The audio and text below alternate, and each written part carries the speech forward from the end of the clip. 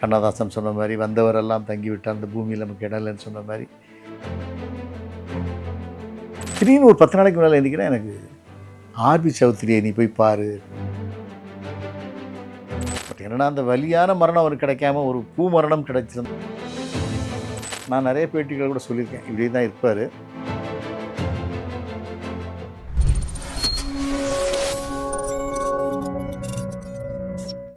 Sir வணக்கம் sir.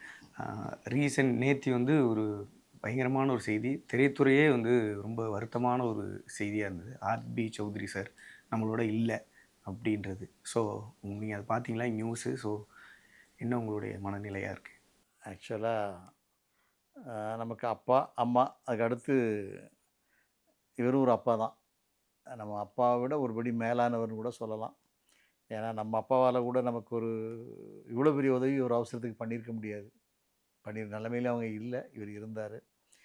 இருந்தாலும் அந்த செய்தி நான் வந்து நேற்று ஒரு பார்க்கில் வாக்கிங் பண்ணிகிட்டு இருந்தேன். அப்போ என்னோடய உதவியாளர் பேசினா, சார் இந்த மாதிரி அவர் ஆக்சிடெண்ட் ஆகிடுச்சின்னு சொன்னால் அதுவே என்னால் தாங்க முடியல. ஏன்னா நமக்கு வேண்டிய நெருக்கமானது இல்லையா.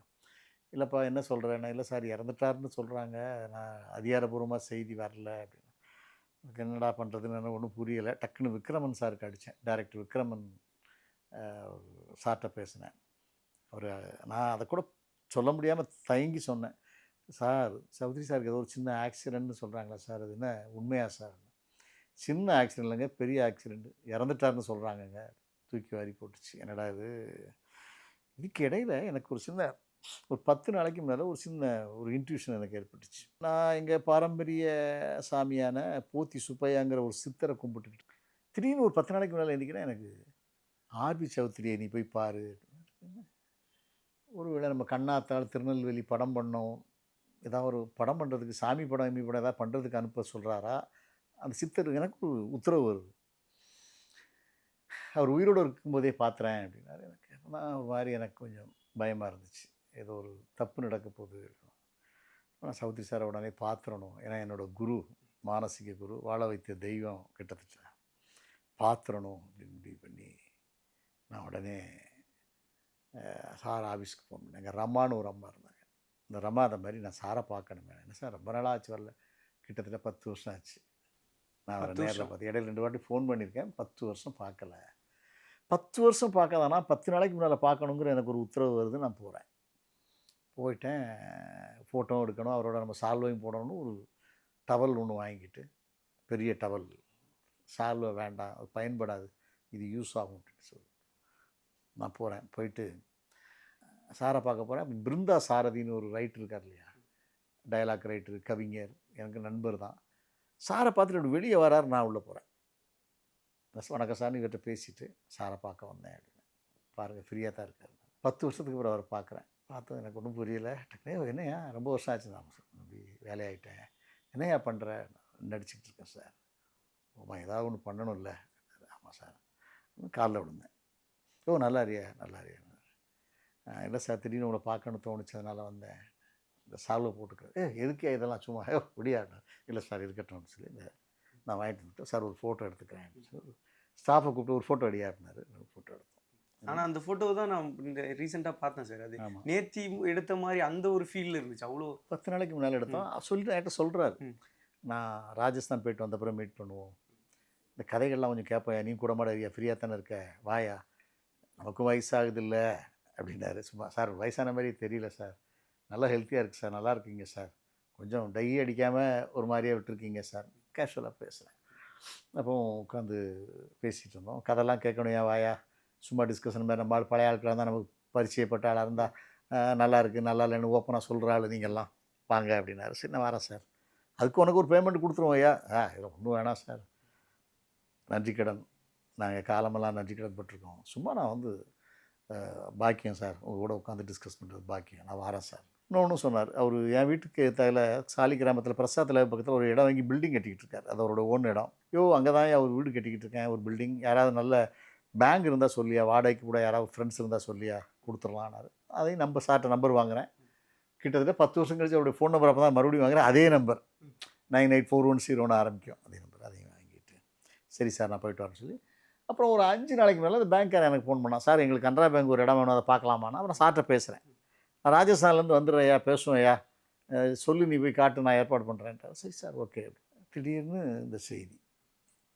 ஏன்னா மரணம்ங்கிறது வாழ்க்கையில் நம்ம எதிர்கொள்ளக்கூடியது தான். அதனால் நம்ம மரணமே இல்லாத மனிதன் இல்லை.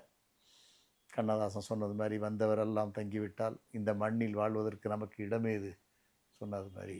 இருந்தாலும் இவ்வளோ ஒரு வலியான மரணம் அவருக்கு வந்துருக்கக்கூடாது. ரொம்ப மென்மையானவர், ரொம்ப சாப்பிட்டு பூ மாதிரியான ஒரு ஆள்.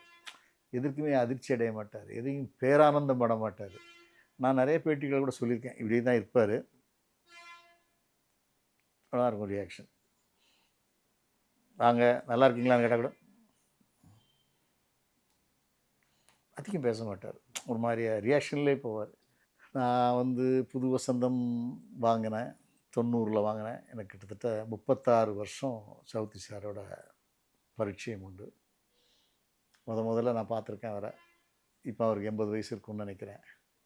அவரை நான் கிட்டத்தட்ட 45 வயசுலேயே பார்த்துருக்குறேன். அப்போ கொஞ்சம் இளமையாக நல்லா இருப்பார். அந்த புது வசந்தம் தான் அவரை நான் ஃபஸ்ட் டைம் மீட் பண்ணுறேன். படம் பார்த்துட்டு அவர்கிட்ட சொன்னேன், படம் ரொம்ப நல்லா இருக்குது சார். படம் எனக்கு திருநெல்வேலி ஏரியா நான் வாங்கியிருந்தேன், பெரிய ஹிட்டாச்சு. அப்போ கூட நான் ஒரு 5 லட்ச ரூபா கொண்டு வந்து எக்ஸ்ட்ரா கொடுத்தேன். சொல்லிட்டு தான் போனேன், இந்த படம் ஹிட்டானால் கொடுப்பேன் சார். அந்த மாதிரி கொண்டு வந்து கொடுத்தேன். அதுக்கப்புறம் நிறைய படங்கள் அவர்கிட்ட வாங்கி சம்பாதிச்சோம், போனோம். சொந்த படம் எடுத்தேன், எல்லாம் லாஸ் ஆச்சு. மறுபடியும் எனக்கு என்ன பண்ணேன்னு தெரில. என்னடா மறுபடியும் சீரோவுக்கு வந்துட்டேன், அவரை தான் போய் பார்த்தேன். ஏன்னா எல்லாம் போயிடுச்சா, அதுவும் இப்படி தான் கேட்பார், எல்லாம் போயிடுச்சா, அதான் சினிமா அப்படிங்குவார். இல்லை சார், எனக்கு அந்த இடத்துல ஒரு கேள்வி இருக்குது. என்னென்னா, நம்ம அப்பில் இருக்கிறப்போ, அப்கமிங்கில் வளர்கிறப்போ நிறைய பேர் சப்போர்ட்டிங் இருக்கும், இல்லைன்னு சொல்லு. ஆனால் ஒரு இடத்துல விழுந்துட்டோம் அப்படின்னா சப்போர்ட் பண்ண மாட்டாங்க, பார்க்க மாட்டாங்க. பட் அதுதான் சார் வாழ்க்கையில். நம்ம ஏதாவது ஒரு சின்ன விஷயங்கள் நல்லது பண்ணோம்னா அது எங்கேயோ நம்மளை காப்பாற்றுங்கிறது நம்பிக்கை. என்னென்னா, அன்னைக்கு நான் ஒரு வியாபாரம் பண்ணிட்டு போன படத்துக்கு ஒரு 5 lakhs தாரேன்னு சொன்னதை கொண்டாந்து கொடுத்துட்டேன். அது அவருக்கு ஏதோ ஒரு மூலையில் இருந்திருக்கு, ஒரு நல்ல பையன் ஏதோ மாட்டிக்கிட்டான், ஒரு சின்ன ஹெல்ப் பண்ணலாமேன்னு அவருக்கு தோணியிருக்கு. நான் எல்லாத்தையும் இழந்து ஜீரோவாக வரும்போது அவர்கிட்ட பார்க்க வந்தேன். பார்க்க வந்தால் கேட்டார், கூலாக கேட்டார், எல்லாம் போயிடுச்சா? போயிட்டு சார், அதுதான் சினிமா. எல்லாரும் அள்ள முடியாது, இருக்கணும் இல்லையா? இப்போ எதுக்காக என்ன பார்க்க வந்தீங்கன்னு கேட்டார். சார் ஒரு கதை சொல்லணும் சார்ன்னு. ஃப்ளாப் ஆகிட்டேன், ஃபஸ்ட் படம் ஃப்ளாப்பு. யார் கதை கேட்பா, யார் படம் எடுப்பார்? உலகத்திலே யாரும் எடுக்க மாட்டாங்க சார், நீங்கள் நினச்சா எடுக்கலாம் சார். அப்படி பார்த்தாரு. எடுக்காட்டால் கூட பரவாயில்ல சார், கதை கேளுங்க, பிடிக்கலன்னா நான் ஊருக்கே போயிடுறேன் சார். என்ன நினச்சாரோ தெரியல. யூஸ்வலாக யார்ட்டிங்க அவளுக்கு ரொம்ப ஃப்ளாப்பானா யார் கேட்பா? இப்படி வேணாது. மண்டே பார்க்கலாம் 11 மணிக்கு, அவ்வளோதான். மண்டே 11 மணிக்கு உள்ளே உட்காந்துருக்கேன். வரேன்னு சொன்னார்னா டான்னு வருவார், பஞ்சுவல் மெயின்டைன் பண்ணுவார் வாழ்க்கையில். சிவாஜி சார் மாதிரி தான். அப்படி 11 மணிக்கு ரூமுக்குள்ள உட்காந்து அப்படி பார்த்தா கதவு திறக்கும். வந்தார், கதை சொன்னேன், கதை கேட்டார். அப்போ கூட சொன்னார், நல்லா சொல்கிறியா, எடுக்க தெரியுமா அப்படின்னாரு. எடுத்துருவேன் சார், ஏற்பாடு நான் ஹெல்ப் பண்ணுறேன்.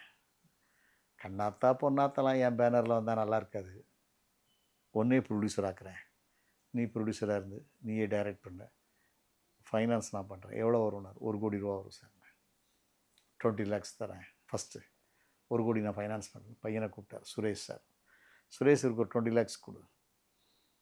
எனக்கு அப்படியே எப்படி இருக்கும், ஒரு லைஃப்பில் எல்லாம் இழந்து ஜீரோவாகி க்ளோஸ் அப்படிங்கிற நேரத்தில் ஒரு 20 லட்ச ரூபா கொடுத்துறான். உடனே செக் எழுதி கொடுத்தாங்க.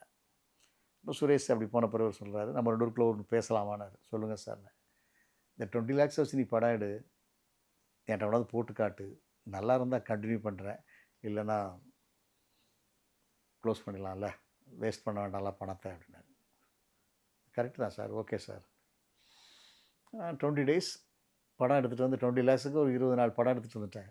20 நாள் ஷூட் பண்ணி பார்த்தாரு, ரொம்ப நல்லா இருக்குது. சுரேஷ் கூப்பிட்டாரு, ஒரு 40 கொடுத்துருப்பா, ஃபுல்லாக எடுக்கட்டும் எடுத்தோம். இல்லை சார், அந்த இடத்துல எனக்கு ஒரு கேள்வி இருக்குது. என்னென்னா, இப்போ ஒன்றுமே இல்லாத ஒரு பர்சன், நான் உங்களையும் அட்ரஸ் பண்ண விரும்புகிறேன். என்னென்னா, ஒன்றுமே இல்லாத ஒரு பர்சன் தனக்கு ஒருத்தர் நம்பி 20 லட்ச ரூபா கொடுக்குறாங்கன்றப்போ, அந்த பணத்தில் ஏதோ ஒரு பணத்தை சேஃப்டி பண்ணிவிட்டு இருக்கிற பணத்தில் படம் எடுப்பாங்கன்றது யூசுவலாக இருக்கிற மனிதர்களுக்கு உண்டான மனநிலை. ஆனால் நான் நம்பிக்கையாக போராடுறேன்னு அந்த 20 லட்ச ரூபாய் செலவு பண்ணி மியூசிக் டைரக்டர் புக் பண்ணி படத்தை எடுத்து இளையராஜா பண்ணி இப்போ இளையராஜா பண்ணி அந்த லெவல் ஆஃப் அது நான் கான்ஃபிடன்ஸ். எல்லாம் கையில் காலில் தான் விழுந்தேன். இளையராஜா காலில் விழுந்து, நான் இந்த மாதிரி பண்ணுங்க, நான் இந்த மாதிரி பண்ணுறேன், நான் இந்த பட்ஜெட்டில் பண்ணுறேன்னு சொல்லி அவர் பாட்டு போட்டு கொடுத்து, சரி கடைசியில் பணம் கொடு, இப்போ நான் மியூசிக் போட்டு கொடுக்குறேன்னு அவர் ஹெல்ப் பண்ணி, எல்லாத்தையும் சப்போர்ட் பண்ணி, ஊரில் எல்லாரையும் மக்களெல்லாம் கூப்பிட்டு இப்படி ஒரு ஊர்வலம் சாங்கு வேணும் அப்படின்னு மருவத்தூர் சக்தின்னு ஒரு பரபரப்பாக இருந்தாங்க, ஓம் சக்தி. அவங்களெல்லாம் ஒரு 100 பேரை கூப்பிட்டு அசம்பிள் பண்ணி தீச்சட்டி ஊர்வலம் சாங்கு அது இதுன்னு சாமி படம் அது. அம்மன் புகழை பாட எனக்கு ஜென்மம் 7 7 வேண்டும் வரம் கிடைக்குமா, இந்த மாதிரி சாங்ஸு கலர்ஃபுல்லாக. வடிவேலுடைய சூனாப்பானா காமெடி அந்த டைமில் பெரிய ஃபேமஸ். இன்னை வரைக்கும் பாலிட்டிக்ஸு பீம்ஸ் அதெல்லாம் அதான் வந்துட்டுருக்கு. அந்த மாதிரி ஒரு கேரக்டர்லாம் உள்ளே வச்சு ஒரு கலர்ஃபுல்லாக அந்த படத்தை நான் பண்ணேன். 20 நாள் படத்தை பார்த்ததுமே அவர் ரொம்ப ஆச்சரியப்பட்டார். ஓ என்னையா இவ்வளோ கிராண்டாக இருக்குது படம், சின்ன பட்ஜெட்டுன்னு சொன்ன பெரிய பட்ஜெட் படமாக இருக்குனாரு. அப்புறம் ஃபுல்லாக கொடுத்தாரு, படத்தை எடுத்தோம். பட் அவரும் ஜட்ஜ் பண்ணுவார்ல, இந்த ஆள் கரெக்டாக எடுப்பான், கரெக்டாக பண்ணுவான், தெரிஞ்சிடும். அவங்களுக்கு ஒரு ஞானம் இருக்கும்ல, கொண்டு வருவான் கரெக்டாக, ஃப்ராடு பண்ண மாட்டான். ஏன்னா அவன் பொசிஷன் இப்படி இருக்குது, அவன் ஜெயிக்கணும்னு தான் நினைப்பான். கையில் இருக்கிறதையும் போட்டு தான் பண்ணுவானே தவிர இவன் இதில் ஃப்ராட் பண்ண மாட்டான், திருட மாட்டான்னு அவங்களுக்கு ஒரு மைண்டுக்கு வரும்ல. ஸோ அந்த அளவு ஒரு நல்ல மனிதராகவும் நீங்களும் அதுக்கான அவருக்கு பட்டிருக்கு. நமக்கு சில ஆட்கள் நல்லவங்களாக போடுவாங்கல்ல, ஒரே நாளில் பார்த்தா கூட நல்லது மாதிரி தெரியுதுன்னு நம்ம ஜட்ஜ் பண்ணுறோம்ல, அது இருந்துச்சு, நடந்துச்சு. கண்டிப்பாக சார். ஆனால் அவரோட கடைசி ஆசையாக ஒன்று இருந்தது, விஜய் சாரை வச்சு ஒரு படம் பண்ணணும் அப்படின்னு சொல்லிட்டு. ஏன்னா அதுக்கு என்ன காரணம் அப்படின்னு சொல்லிட்டு நான் டீட்டெயில்டாக எடுத்து பார்க்குறப்போ பூவே உனக்காக, அதுக்கப்புறம் துல்லாத மனம் துள்ளும், அதுக்கப்புறம் ஷாஜகான், இந்த மாதிரி ஹிட் படங்கள் லிஸ்ட்டில் மோஸ்ட் ஐகானிக் படமாக அவங்களோட ப்ரொடக்ஷனில் பூவே உனக்காக தான் ஒரு வாழ்க்கையில் திருப்பம். விஜய் சார் சின்ன லெவலில் வந்துக்கிட்டு பூவே உனக்காவோடைய ஹிட்டு தான் 200 நாள் போச்சு. வாழ்க்கையே ஒரு மாதிரியாக மாறிச்சு. அது வரைக்கும் கொஞ்சம் ஒரு மாதிரி குட்டி குட்டி படமாக பண்ணிகிட்டு இருந்தார். 2 வாரத்து படம், 3 வாரத்து படம், 4 வாரத்து படமாக பண்ணார். சௌத்ரி சார் அவர் மறக்க முடியாது. இந்த பதவிலாம் ஏற்ற பிறகு வருவாருன்னு நினைக்கிறேன். ஜீவாவை பார்த்து பேசுவார். கண்டிப்பாக சார், அது நடக்கும் அப்படி சொல்லி நம்புகிறேன். அண்ட் வந்து அவருடைய இவ்வளோ படங்கள் வந்து விஜய் சார் வந்து ஹிட் கொடுத்தும் கடைசி அந்த 100வது படமும் பண்ணணும் விஜய் சாரோடன்னு நினைக்கிறதுக்கு ஒரு காரணம் இருக்கணும் சார். அது என்னன்னு உங்கள்கிட்ட என்னைக்கா ஷேர் பண்ணியிருக்கோம்? ஒரு பேனருக்கு ஒரு ஹைலைட்டாக இப்போ ஏவிஎம் வந்து 100வது படம் வந்து பாலச்சந்தர் படம் 100வது படம் பண்ணும்போது ஒரு பெரிய ஸ்டார் காஸ்ட் வச்சு பண்ணுவாங்க. ஏவிஎம் 100வது படம் பண்ணும்போது ஒரு பெரிய சிவாஜி சார் வச்சு பண்ணாங்க. சம்திங் உயர்ந்த உள்ளம் ஏதோ 125வது படமோ ஏதோ சம்திங் ஒரு படம் பண்ணாங்க. அது எல்லோரும் ஏற்க தானே. சிவாஜி ப்ரொடக்ஷனில் 100வது படத்தை அவங்களே பண்ணாங்க. ஒரு ஸ்டார் காஸ்ட் வச்சு பண்ணும்போது ஒரு வேல்யூபிளாக இருக்கும் இல்லையா. Super good. புது வசனத்தில் ஆரம்பித்தோம், விஜயில் முடிக்கிறோங்கிறது ஒரு ஹாப்பி தானே, அது ஒரு மகிழ்ச்சியான விஷயம் தானே. ஆனால் இவரோட நிறைய ப்ரொடக்ஷனில் சார், ப்ரொடக்ஷனில் ஹிட் படங்கள் வந்திருந்தாலும் நிறைய ஃப்ளாப் படங்களும் ஒரு சிலதெல்லாம் வந்திருக்கு. ஸோ அதை வந்து உங்களுடைய ஜட்ஜ்மெண்ட் படி எப்படி ஒரு ஹேண்டில் பண்ணார்? ஏன்னா வே ஆஃப் மெத்தட் ஈஸியாக எடுப்பார். ஃபஸ்ட் படம் புது வசனம் சில்வர் ஜூப்ளி, சில சென்டரில் 200 days போச்சு. 2வது படம் அதே டைரக்டர் பெரும்புள்ளி, அட்டர் ஃப்ளாப். ஓகே, நான் தான் ரிலீஸ் பண்ணேன். ரிலீஸ் பண்ணிட்டு மறுவாட்டி அவரை பார்க்க வரேன். அதுவும் அப்படியே தான் ரியாக்ஷன் தான். அப்படின்னு படம் அட்டர் ஃப்ளாப் சார். தெரியும் அப்படிங்கிறாரு. தெரியும், ஸ்ட்ராங்காக இல்லையா சப்ஜெக்டு, மிஸ்டேக் நடந்து போச்சு. இட்ஸ் ஓகே, சேரன் பாண்டியும் போயிட்டுருக்கு, சமாளிச்சிடலாம், போயிட்டு வாங்க அப்படின்னாரு. ஈஸியாக தான் எடுப்பார். எனக்கு தெரியும் சார், இண்டஸ்ட்ரியில் நான் 2 பேரை சந்திச்சிருக்கேன். டிஆர் ராமண்ணா சார் அந்த காலத்தில் எவ்வளோ பெரிய ஷாக் நீ சொன்னாலும் சிரிச்சுக்கிட்டே கேட்பார்.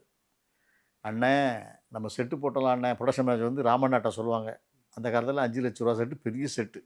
அண்ணே 5 லட்ச ரூபாய்க்கு செட்டு போட்டோம், கொடைக்கானலில் போட்டிருந்தோம், மழை வந்து அழிச்சிட்டு போயிடுச்சுனேன்.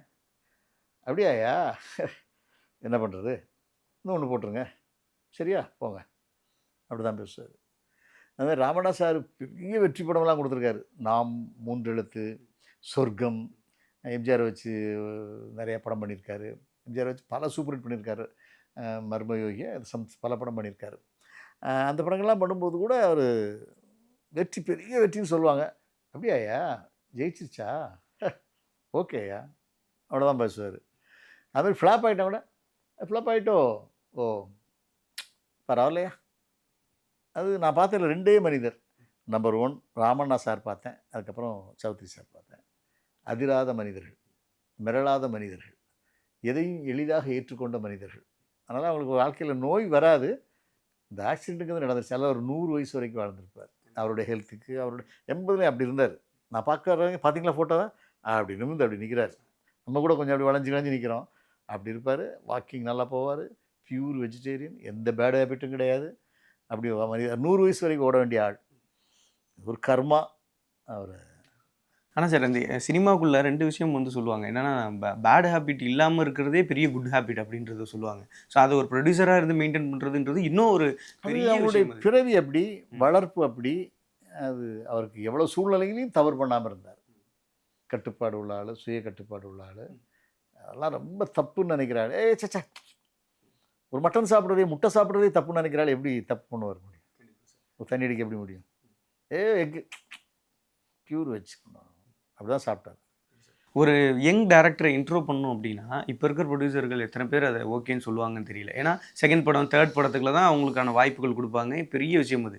அதுக்கு என்ன காரணம்னா, இப்போ நான் சொன்னேன் இல்லையா, என்கிட்ட ஒரு சின்ன திறமை, யாராவது கதை சொன்னால் அந்த கதை நல்லா இருக்கான்னு என்னால் கண்டுபிடிக்க முடியும். ஒரு படம் பார்த்தோன்னா அந்த படம் ஓடுமான்னு என்னால் கண்டுபிடிக்க முடியும் ஓரளவு. இது மாதிரி சௌத்ரி சார்கிட்ட ஒரு நல்ல டேலண்ட். என்ன டேலண்ட்னா, ஒரு கதை சொல்லும்போதே அவர் விஷுவலாக படமாக பார்ப்பார். ஐயோ இந்த கதை நல்லா வருமையா, படமாக பார்த்தம்போது நல்லா இருக்கியா, ஃபர்ஸ்ட் ஹாஃப் செகண்ட் ஹாஃப் நல்லா இருக்கியான்னு சொல்கிற அளவுக்கு ஞானம் அவர்கிட்ட இருந்துச்சு. அதுதான் ஒரு காரணம், வெற்றிக்கு காரணம். கண்டிப்பாக சார். அவர் வந்து அந்த யங் டேரக்டரை வச்சு எடுக்கிறப்போ ஒரு ரிஸ்க்குன்றது 50-50 வந்துட்டு இருந்துக்கிட்டே இருக்கும். நீங்கள் சொன்னது டேலண்ட் இது ஓகே, ப்ரிடிக்ஷனாக ஓகே. பட் ஆனால் ஒரு பணம் போடுறோம் அப்படிங்கிறப்போ யங் டேரக்டர் நம்பி போடாமல் இருப்பாங்க நிறைய பேர். பட் ஆனால் அது எப்படி அது அவ்வளோ கான்ஃபிடென்ட்னு ஒன்று இருக்குல்ல சார்? அது தொடர்ந்து வெற்றி கிடைச்சது தான் காரணம். புது வசந்தம் ஒரு புது டேரக்டர் வச்சு 35-36 லட்ச ரூபாயில் படம் எடுக்கிறாரு. அது 1 கோடி ரூபாய்க்கு மேலே படம் பண்ணது. அதுக்கு அடுத்த படம் புரியாத புதிர் எடுத்தார். ஆவரேஜாக பாஸ் ஆகுது. சேரன் பாண்டியன் எடுக்கிறாரு, மிகப்பெரிய ஹிட் ஆகுது. அது எல்லாருக்குமே அந்த தைரியம் கிடைக்கும். புது வசந்தம் வெற்றி. அதுக்கடுத்து ரவிக்குமாரை வச்சு சேரன் பாண்டியன் எடுத்தார், மிகப்பெரிய வெற்றி. அதுக்கடுத்து துள்ளாத மனம் துள்ளும்னு ஒரு படம் பண்ணுறாரு, மிகப்பெரிய வெற்றி. அப்படி வெற்றிகள் கிடைக்கும்போது சரி புதியவர்கிட்ட இருந்தே வாங்கிக்கலாமே, நமக்கும் அதுக்கும் செட் ஆகுது இல்லை, மைண்ட் செட் ஆகுது. சக்ஸஸ் பெரிய செட் ஆனால் எல்லாருமே தைரியம் வரும். கண்டிப்பாக சார். ஆனால் இப்போது அவருக்கும் ஏதோ ஒரு வருத்தம் இருக்கும் அப்படின்னு சொல்லிட்டு நிறைய பேர் கேட்டிருந்தாங்க கமெண்ட்ஸ். நான் அதை பார்த்துருந்தேன். என்னென்னா ஜீவா சாருக்கு உண்டான ஒரு ஃப்ரேமும் ஜித்தன் சாருக்கு வந்து கிடைக்கலையோன்னு ஏதோ ஒரு இடத்துல அது எங்ககிட்ட சொல்லியிருக்காரு. ஏன்னா ஜீவா தப்பிச்சிருவாயா, இவன் தான் தப்பிக்கலை, ஏதாவது ஒரு பெரிய டைரக்டர் இருந்தாலும் சொல்லியா, பிரபு சாலமன் மாதிரி ஆளுக்கு வச்சு கூட பண்ணலாம்யா, சப்ஜெக்ட் இருந்தால் கேளியானார். நான் கூட ட்ரை பண்ணேன், அப்போ அது சரியாக வரல. ஜீவா மேலே அவருக்கு நம்பிக்கை வந்துருச்சு. இவன் பிழைச்சிக்குவான், இவன் செட் ஆகிடுவான், இவன் கமலஹாசன் மாதிரி நடிக்கிறாயா, அந்த அந்த அந்த அந்த அந்த வரிசையில் வந்துடுவாயா அப்படி இப்படின்னு சொல்லியிருக்காரு. இப்போ சிவாஜி சார் அந்த காலத்தில் சொல்லுவாராம், பிரபு செட் ஆகிடுவான், ராம்குமார் செட் ஆகிறது கொஞ்சம் கஷ்டமாக இருக்கியா, ராம்குமாரை தான் நம்ம சரி பண்ணணும் அப்படின்னு அவர் ஃப்ரெண்ட்ஸ்கிட்ட சொல்லுவாராம். அது மாதிரி இவர் எங்ககிட்ட சொல்லியிருக்காரு. கண்டிப்பாக சார். அது பார்க்குறப்ப இப்போயும் ஜீவா சார் வந்துட்டு எடுத்துக்கிட்டோன்னா சௌத்ரி சாரோட ஏதோ ஒரு விஷயம் வந்து அவர்கிட்ட இம்பேக்ட் ஆகும். ஒரு ஸ்க்ரீன்லேயே ஆகட்டும், பேசுகிற விதமாகட்டும், அந்த கைண்டாக இருக்கட்டும், இன்னொருத்தர்கிட்ட வந்து ஒரு ஏதோ ஒரு இடத்துல ஹெல்ப் பண்ணுறதாகட்டும் அப்படின்றதெல்லாம் பார்க்க முடியுது. ஸோ அவரும் அப்படியேப்பட்ட மனிதர். அங்கேருந்து இங்கே அந்த கேரக்டர் வரப்போ அவ்வளோ சந்தோஷமாக இருந்துச்சு. ரமேஷ் நீங்கள் பழகல, ரொம்ப ஜாலியான கேரக்டர். சிரிச்சுக்கிட்டே இருப்பாப்புல, சிரிப்பு தான். என்ன சொன்னீங்கனாலும் ஸ்மைலிங்காக தான் சிரிப்பாப்புல, பேசுவாப்புல, கலாட்டா பண்ணுவாப்புல, கலகலப்பாக இருப்பாப்புல. எல்லாரையும் கடவுள் எல்லா இடத்துக்கும் கொண்டு போகிறது இல்லைல்ல. இப்போ சௌத்ரி சார் நம்மளை விட்டு போனது ஒரு பெரிய அதிர்ச்சி. நம்ம தாங்கித்தான் ஆகணும், வேறு வழி இல்லை. இந்த உலகத்தில் கண்ணதாசன் சொன்ன மாதிரி வந்தவரெல்லாம் தங்கிவிட்டால் அந்த பூமியில் நமக்கு இடம் இல்லைன்னு சொன்ன மாதிரி ஏற்றுக்கணும். பட் என்னென்னா அந்த வலியான மரணம் அவருக்கு கிடைக்காம ஒரு பூ மரணம் கிடைச்சிருந்தா ரொம்ப சந்தோஷமாக இருந்திருக்கும். அது கர்மா சம்மந்தப்பட்டதாக இருக்கும்னு நினைக்கிறேன். அன்னாருடைய ஆத்மா சாந்தி அடையிறதுக்கு என்னோடய பிரார்த்தனை தெரிவிச்சுக்கிறேன். சுரேஷ், ரமேஷ், ஜீவா அவங்களுடைய குடும்பத்துக்கும் அவருடைய பிரிவு பெரிய இழப்பு. என்ன இருந்தாலும் ஒரு ஃபாதருங்கிறது ஒரு பெரிய ஆலமரம் இல்லையா, அது சாஞ்சிருச்சு மாதிரி தானே. அன்னார் குடும்பத்துக்கும் என்னுடைய ஆழ்ந்த இரங்கலை தெரிவித்துக் கொள்கிறேன். நன்றி. சௌத்ரி சாருடைய ஆன்மா நிச்சயமாக சொர்க்கத்துக்கு போகணும்னு நம்புகிறேன். ஏன்னா அவர் அவ்வளோ நல்ல மனிதர். நன்றி சார்.